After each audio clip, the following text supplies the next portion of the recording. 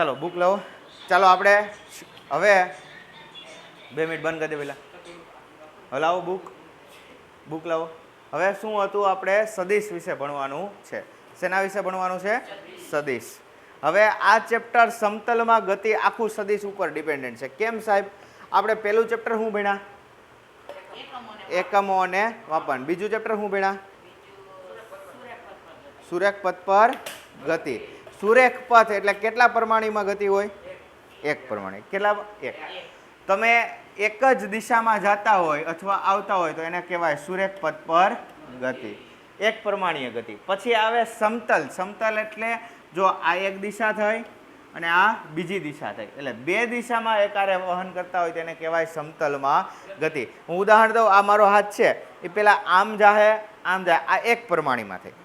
પણ હવે આ વિરજ છે એવું સમજી લો, વિરજને ધક્કો મારીને ઉલાળીએ, આ વિરજ ગયો અને આ પડ્યો ભભીંગ દઈ, તો આ જે એનો પાથ થયો એ બે દિશામાં છે, એક ઉપર જાય છે અને આગળ જાય છે. તો આને દ્વિપરમાણીય ગતિ કહેવાય. કેવી કહેવાય? દ્વિપરમાણીય. હવે આ સમતલમાં જતી, જો આ સમતલની બહાર ગયો નથી વિરજ, પણ હવે હું એને આમ ફેંકું તો જો આ દિશામાં ગતિ કરશે, આમ સીધે સીધી ગતિ કરે, આમાંય ગતિ કરે, ઉપરે ગતિ કરે, તો એને કહેવાય ત્રિપરમાણીય ગતિ. કેવી ગતિ? ત્રિપરમાણીય ગતિ. એટલે ત્રણેય દિશામાં જે ગતિ થતી હોય એને કહેવાય ત્રિપરમાણીય ગતિ. બે દિશામાં જેને ગતિ થતી હોય એને કહેવાય દ્વિપરમાણીય ગતિ. અને દ્વિપરમાણીય ગતિમાં શું આવે? સમતલમાં ગતિ. તો આપણા ચેપ્ટરનું નામ શું છે? સમતલમાં ગતિ. એનો મતલબ શું થયો? કેટલા પરિણામમાં આપણે ચર્ચા કરશું? દ્વિપરિમાણમાં. કેટલામાં ચર્ચા કરશું? દ્વિપરિમાણ. તો આ ચેપ્ટરમાં દ્વિપરિમાણીય ગતિ જે આવશે, સમતલમાં ગતિ આવશે, એમાં સદિશો બહુ મહત્વના. શું મહત્વનું? સદિશો. તો સાહેબ સદિશ છે શું? તો એના વિશે આપણે સમજીએ. એક રાશિ હોય સદિશ રાશિ. શું આવે? સદિશ રાશિ. અને એક રાશિ આવે અદિશ રાશિ. કેટલી રાશિ આવે? બે. એક સદિશ રાશિ, એક અદિશ રાશિ. ચાલો સમજાવીશ હમણાં. પહેલાં લખી નાખીએ હું કયા કયા સમજવાના છે. શું સમજવાનું છે? એક સમજવાનું છે સદિશ અને એક સમજવાનું છે અદિશ. એમાં શું સમજવાનું છે? રાશિ. શું સમજવાનું છે? પહેલા તારું વજન કેટલું? 55 કિલો. પહેલા તારું વજન કેટલું? 50 કિલો. 50, 55 તમારે દિશાનું વર્ણન કરવું પડ્યું? દિશાનું વર્ણન કરવું પડ્યું નહીં. 55 કિલો છે પણ સાહેબ એક્સ દિશામાં, 10 કિલો વજન છે પણ ઝેડ દિશામાં, આવું કહેતા નથી. પહેલા તું કેટલા વેગે જાશો? 10 મીટર પ્રતિ સેકન્ડ. એ તો ઝડપ થઈ ને, હું વેગ પૂછું. કેટલા વેગે જાશો? એ તો ઝડપ થઈ ને, વેગ પૂછું છું. પહેલા કેટલા વેગે જાશો? તો એ તો ઝડપ થઈ. પહેલા કેટલા વેગે જાશો? હા, આ શું થયો? વેગ થયો. તો ઝડપ હારે દિશા દેખાડો, દિશા દેખાડો ત્યારે જ શું થાય? વેગ મળે. હવે બીજી વાત કરું. પહેલા કેટલું બળ લગાડશ? તો તમને કાંઈ અંદાજ આવે? જો 50 કિલો કીધું તે તારો દળ છે 50 કિલો છે, તો તમને મજા આવી ગઈ, હા 50 કિલો બરોબર છે. આણે કીધું બળ કેટલું? 50. બધા એમ બેઠા રહ્યા. શું કરવા? કાંઈ ખબર પડી નહીં. તમારે કેવું પડે કે ઉપર તરફ 50 ન્યૂટન, તો ખબર પડે કે વસ્તુ ઉપાડે છે ભાઈ. પછી એમ કહો ઉપર તરફ 60 ન્યૂટન, તો કોકને ઉપાડે છે ભાઈ, એવું આપણે ખબર. કોને ઉપાડે છે પેલે? સમજાણો? સામાન. હવે જો આજે વાત થઈ પેલો ખુશ થઈ ગયો. આપણે વાત કરી, શું વાત કરી કે કોઈ પણ વસ્તુ ઉચકવામાં બળ લાગ્યું તો તમે કીધી દિશા કીધી. હું કીધું ઉપર તરફ. તો અમુક રાશિમાં દિશાની જરૂર પડે તો જ તમે વ્યવસ્થિત સમજાવી કહો. અમુક રાશિમાં દિશાની જરૂર પડે નહીં. તો જે રાશિમાં દિશાનું વર્ણન હોય એને સદિશ રાશિ કહેવાય. જે રાશિમાં દિશાને હારે કાંઈ લેવા દેવા ન હોય એને અદિશ રાશિ કહેવાય. જેમ કે દળ ગમે એ દિશામાં હોય, હરખું હોય, પણ વેગ ફરી જાય. હું એમ કહું વેગ 20 વેગેથી હું આમ જાઉં છું, તો મારો વેગ આ દિશામાં ધન, આ દિશામાં અજમાણું, તો દિશા ફરી તો હું ફરી ગયું, રાશિ ફરી ગઈ. એટલે જ કીધું વેગમાં ફેરફાર કરવો હોય તો કઈ રીતે કરીએ? કાંઈ કાં મૂલ્ય કાં દિશા. પણ દળમાં ફેરફાર કરવો હોય તો દિશા ફેરવો દળ ફરી જાય. નો ફરે ને, એટલે એ કેવી રાશિ કહેવાય? અદિશ રાશિ, જેમાં દિશા સાથે કોઈ પરિવર્તન થાય નહીં. મને કહો પાણીની ઘનતા હોય, હું અહીંયા પાણી રાખું કે આ દિશામાં પાણી રાખું, ઘનતા કેટલી રહે? એટલી ને એટલી, કાંઈ ફેરફાર આવે નહીં. તો દિશા સાથે ઘનતા ફરતી નથી, તો એને શું કહેવાય? અદિશ રાશિ. સમજાણું કે ન સમજાણું? કાંઈ વાંધો? તો કોને સદિશ રાશિ કહેવું? જે ભૌતિક રાશિ ખાલી માત્ર ને માત્ર માન ધરાવતી હોય એને કયું કહેવાય? અદિશ. ખાલી માત્ર ને માત્ર શું ધરાવે? માન. દિશા ધરાવે નહીં. જો દિશા ધરાવે તો એને કયું કહેવાનું? સદિશ. તો અહીંયા અદિશમાં લખીએ, જે રાશિ શું ધરાવે? માત્ર ને માત્ર માન. જે રાશિમાં, શેમાં? જે રાશિમાં માત્ર ને માત્ર, માત્ર બિચારું ને નો આવ્યું, માં લખાઈ ગયું. માત્ર ને માત્ર ખાલી શું હોય? માન. માન હોય તેવી રાશિને શું કહેવાય? તેવી રાશિને અદિશ રાશિ કહે છે. જ્યારે સદિશમાં કેવું હોય? માત્ર માન હોય નહીં, હારવાર શું હોય? દિશાનું વર્ણન પણ જરૂરી હોય. જે રાશિમાં માન સાથે એટલે માન આપવાની વાત કરતા નથી, માન એટલે મૂલ્ય એમ. માન સાથે દિશા દર્શાવવી પડે. શું કરવી પડે? દર્શાવવી પડે તેવી રાશિને, તેવી રાશિબેન એટલે રાશિની વાત કરતા, રાશિ એટલે રાશિબેન જે ઓલા આવે સાસની બાના સાસ્યાની વાત કરતા નથી. રાશિ એ રાશિ બહુ એની વાત કરતા નથી. રાશિ તેવી રાશિને શું કહેવાય? સદિશ. સદિશ રાશિ અથવા સદિશ કહે છે. સમજાણું? ચાલો હવે એના પછી આગળ જઈએ. હવે જો અદિશ રાશિ હોય તો સાદા સરવાળાથી શું કરવાનું? સરવાળો થઈ શકે. આનો 50 કિલો આની માથે બીજા કોકને બેહાડી દઉં તો શું થાય? બેયનો શું થાય? સરવાળો. ટોટલ સરવાળો થાય ને ટોટલ દળ મળે. પણ સદિશમાં એવું થાય નહીં. એમાં શું કરવો પડે? સરવાળાના નિયમનો ઉપયોગ કરવો પડે. કોના નિયમનો ઉપયોગ કરવો પડે? સરવાળા નિયમનો. બેઝિકનો નિયમ આપણે શીખશું ત્રિકોણના નિયમોમાં. હજમાણું કે ન હજમાણું? ચાલો તો પહેલા આમાં શું થાય? સાદી રીતે સરવાળાના નિયમ વડે સરવાળો કરી શકાય. પણ ઓલા રાશિમાં કેવું છે? સરવાળાના નિયમ મુજબ જ થાય, પણ ફેર કેટલો આવશે? ફેર કેટલો આવશે કે એની હારવાર દિશાના બેઝિક સરવાળા કરવા પડશે. હવે બીજી વાત, આમાં કયા કયા ઉદાહરણ આવશે? તો આમાં મેં હમણાં કીધું હતું ઉદાહરણ તરીકે, દાખલા તરીકે કોણ આવશે? દાખલા તરીકે બોલો, અમને શું ખબર સાહેબ? પહેલા તો સદિશમાં કોણ આવે? વેગ. પછી વેગ, પછી પ્રવેગ, પછી હજી કોઈ? સ્થાનાંતર, પછી બળ. આ બધા એમાં આવશે, આમાં આવશે. જ્યારે આમાં કયા આવશે? દાખલા તરીકે દળ, પછી ઘનતા, પછી સમય, તાપમાન, ઘનતા, પછી તાપમાન, પછી સમય, પછી ઝડપ, પછી વગેરે વગેરે વગેરે. કાંઈ વાંધો? મનની માલિકો કોઈ પણ જાતનું દુઃખ? હા બોલો. હે જો હરખો કરી નાખો. રેડી? બસ રેડી? કાંઈ તકલીફ? મનની માલિકો કોઈ પણ જાતનું દુઃખ નહીં? તો આ એક લખી નાખો, પછી આપણે આગળ કરાવીએ.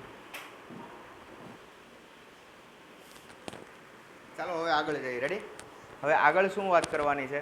આપણે વાત કરવાની ભાઈ સદિશ રાશિ તો સમજાઈ ગયું સાહેબ, સદિશ રાશિ કોને કહેવાય, પણ એને દર્શાવવી કઈ રીતે? શેની વાત કરવાની છે હવે સાહેબ? દર્શાવવી કઈ રીતે?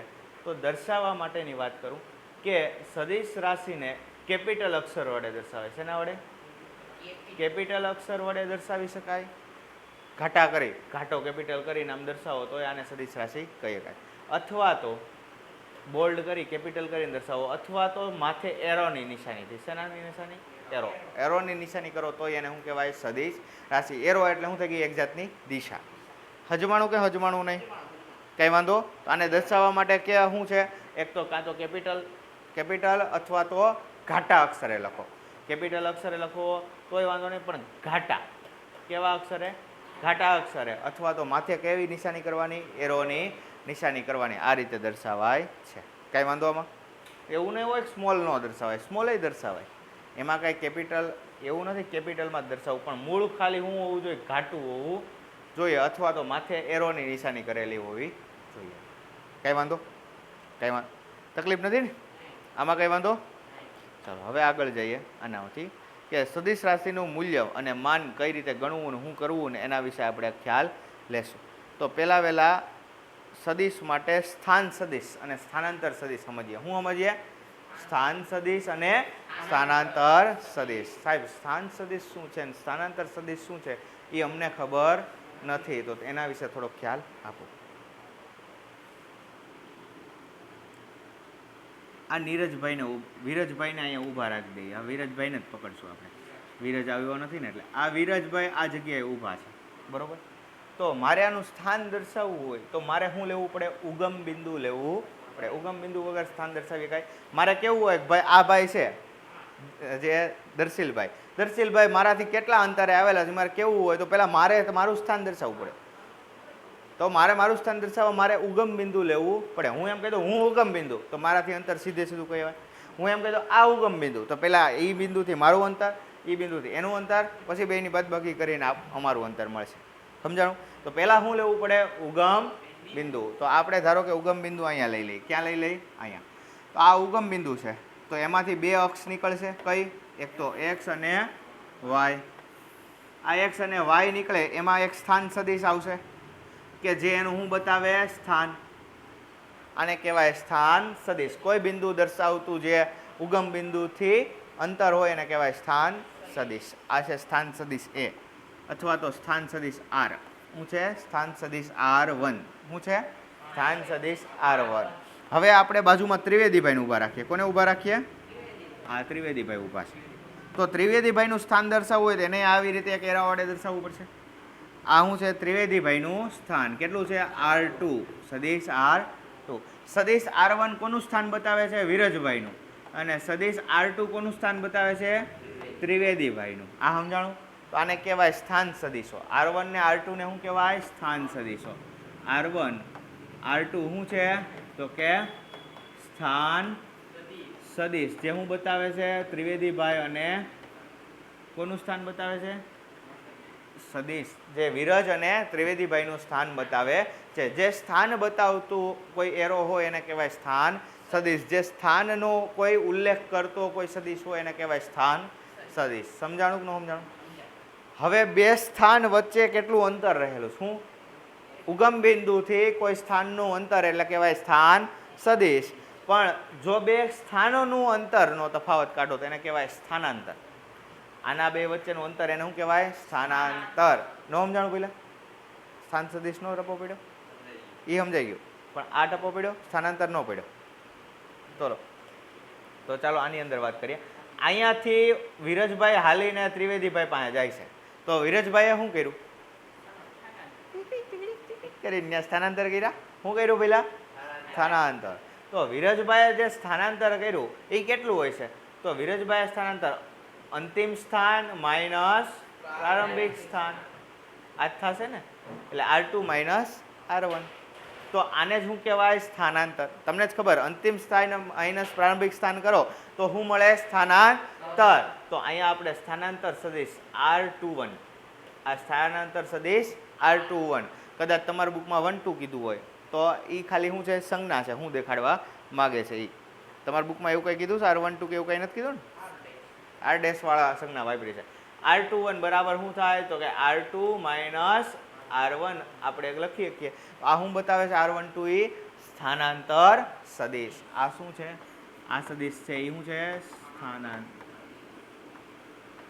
સદિશ. સ્થાનાંતર સદિશ. સમજાણું કે ન સમજાણું? સ્થાનાંતર સદિશ કોને કહેવાય? જે બે બિંદુઓ જે સ્થાન દર્શાવતા હોય આ બે, એ બે વચ્ચેના અંતર જે દર્શાવે એને શું કહેવાય? સ્થાનાંતર સદિશ. કઈ વાંધો આમાં? ન સમજાણું? પૂરેપૂરું સમજાણું? પૂરેપૂરું? કાંઈ વાંધો? ચમકું? તો હવે હું એમ કહું કે આ જે ભાઈ છે એ આમ સીધા નથી જતા, આમાં આટો મારીને અહીં પહોંચે તો સ્થાનાંતર સદિશ શું થાય? એટલું ને એટલું. કાંઈ ફેર પડે નહીં. ખાલી હું વધશે, પથ લંબાઈ વધશે, બાકી કાંઈ ફેર પડશે નહીં. હવે હું એમ કહું કે અહીંથી આમ કરીને જાય તોય કાંઈ ફેર પડશે નહીં, ખાલી વચ્ચેનું જ આવશે. હજમાણું કે ન હજમાણું? કાંઈ વાંધો આમાં? તો એનો મતલબ સ્થાનાંતર છે એને હારે બીજા કઈ રીતે આવ્યું એના હારે કાંઈ મતલબ નથી. એ તો શું છે? બે વચ્ચેનું મિનિમમ અંતર છે. હજમાણું કે ન હજમાણું? કાંઈ વાંધો નહીં. તો સ્થાન સદિશની વ્યાખ્યા લખો. કોઈ નિશ્ચિત બિંદુએ સ્થાન સદિશ કરીને લખો. સ્થાન સદિશ એમાં લખો. લખ્યું? શરૂ કર્યું? હા. કોઈ નિશ્ચિત બિંદુને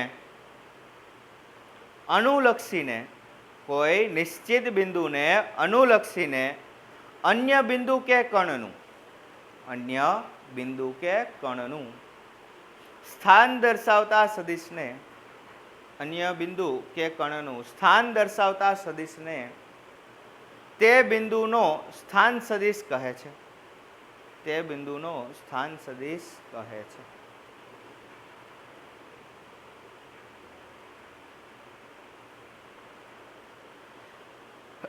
ચાલો હવે સ્થાનાંતર સદિશની વ્યાખ્યા.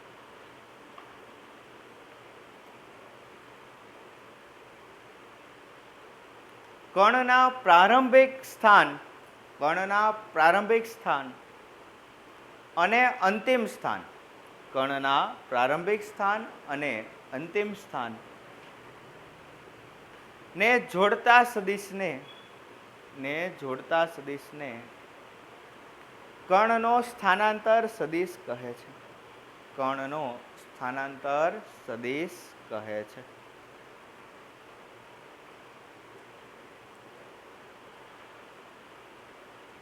ચાલો કાંઈ વાંધો? કાંઈ મનની મલિકોર દુઃખ? હવે સદિશ વિશે ખબર પડી કે ન પડી? કાંઈ તકલીફ નહીં. પછી અદિશ વિશે ખબર પડી કે ન પડી? પડી ગઈ. કાંઈ તકલીફ નહીં. સ્થાન સદિશ વિશે તો ખબર પડી કે ન પડી? પડી. કાંઈ તકલીફ નહીં. સ્થાન સદિશ પછી સ્થાનાંતર સદિશ વિશે ખબર પડી કે ન પડી? પડી ગઈ. કાંઈ તકલીફ નહીં. તો ચાલો મને સ્થાનાંતર સદિશની વ્યાખ્યા ત્રણેય એક વાર બોલશે. રેડી? ધીમે ધીમે હાલો બોલો. શું આવશે? હાલો પહેલા વ્યાખ્યા કોની? સ્થાન સદિશની. કોની વ્યાખ્યા? સ્થાન સદિશની વ્યાખ્યા બોલવાની. બોલો. કોઈ નિશ્ચિત બિંદુને અનુલક્ષીને અન્ય બિંદુ કે કણનું સ્થાન દર્શાવતા સદિશને તે બિંદુનું સ્થાન સદિશ કહે. કઈ વાંધો આમાં? કઈ તકલીફ નહીં? તો શું આવશે? કોઈ નિશ્ચિત બિંદુને, હું બોલો, કોઈ નિશ્ચિત બિંદુને અનુલક્ષીને અન્ય બિંદુ કે કણનું સ્થાન દર્શાવતા સદિશને તે બિંદુનું સ્થાન સદિશ કહે છે. સ્થાન સદિશ કહે છે. ખબર પડી? કઈ વાંધો નહીં. તો ચાલો હવે આવશે સ્થાનાંતર સદિશ. સ્થાનાંતર સદિશ. તો આ શું થશે? તો થશે કોઈ કણનું અંતિમ સ્થાન અને પ્રારંભિક સ્થાન અને અંતિમ સ્થાન દોડતા સદિશને સ્થાનાંતર સદિશ કહે છે. સાચી વાત કે ખોટી વાત? ટપાપડા કે નપડા? તો ચાલો લખીએ. લખો. બોલો. હારવાર બધાએ બોલવાનું છે. આ બોલે પછી બધા બોલવાનું એકારે. બોલો બોલો. કણના પ્રારંભિક સ્થાન અને અંતિમ સ્થાન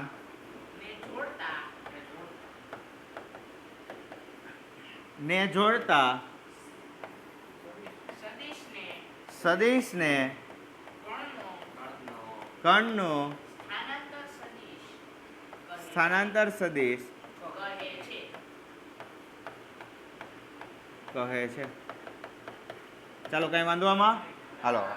કર્ણના પ્રારંભિક સ્થાન અને અંતિમ સ્થાન જોડતા સદિશને કર્ણનું સ્થાનાંતર સદિશ કહે છે. અજમાણું કે ન અજમાણું? પ્રોપર કાંઈ વાંધો નહીં. હા, હવે એના પછીનું આગળ સ્થાનાંતર સદિશના મહત્વના મુદ્દા જે છે એની વાત કરીએ. તો સ્થાનાંતર સદિશ છે એ કેવું હોય છે? સુરેખ હશે કે સુરેખ નહીં હોય? સુરેખ નહીં હોય? હંમેશા કેવો હોય? સુરેખ જ હોય. આડા હોળું ડીંગ ડીંગ ડીંગ જાય તો વધી જાય, ઓછામાં ઓછું અંતર હંમેશા કેવું હોય? સુરેખ. ચાલો કઈ વાંધો આમાં? હવે અંતિમ સ્થાનને જોડતી રેખા સુરેખ રેખા વડે જે જોડાય એને શું કહેવાય? સ્થાનાંતર સદિશ. સમજાણું કે ન સમજાણું? સ્થાનાંતર સદિશ આધાર કર્ણના ખરેખર ગતિમાર્ગ પર રહેતો નથી. જો ખરેખર ગતિમાર્ગ ઉપર રહેતો હોત તો સ્થાનાંતર વધી જાય, આમ કરીને જાય. તો વિરજભાઈ અહીંથી ઉપડે, પેલા ક્યાંક બીજે જાય, પછી બીજે જાય અને પછી ઘરે પૂગે. તું કાંઠો હા અમારા પહેલા આને સમજાણો? તો આજે ખરેખર સ્થાનાંતર કેટલું થયું? અહીંથી એનું સીધું ઘર, પછી આડા હવડા ગયા એ ગણતરીમાં આવે નહીં. સમજાણું કે ન સમજાણું? કાંઈ વાંધો? કોઈ તકલીફ? કાંઈ ટપ્પો પડ્યો? આમાં નાનો પડી ને. હાલો રેડી, કાલે હવે આ બાકીનું કરશું ફિઝિક્સની અંદર.